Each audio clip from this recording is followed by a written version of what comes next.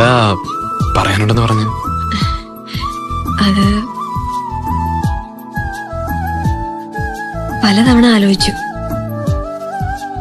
ഇപ്പോഴും എനിക്കറിയില്ല ഞാനത് പറയണോ വേണ്ടയോന്ന്. പറഞ്ഞില്ലെങ്കിൽ ഒരുപക്ഷെ എന്റെ മനസ്സ് ഒരിക്കലും അറിയാതെ പോവും. ചിലപ്പോഴെങ്കിലും ആ ശല്യപ്പെടുത്തലുകള് ഞാൻ എൻജോയ് ചെയ്തിട്ടുണ്ട്. ശല്യപ്പെടുത്തുമ്പോഴും കുസൃതി കാട്ടുമ്പോഴും തോറ്റു തരാതെ മനഃപൂർവ്വം പിടിച്ചു നിന്നിരുന്നതാ ഞാൻ. വെറുതെ അതെന്റെ ഒരു ത്രില്ല്. പക്ഷെ ഇനി മുതല് എന്നും ഞാൻ തോറ്റു തരട്ടെ.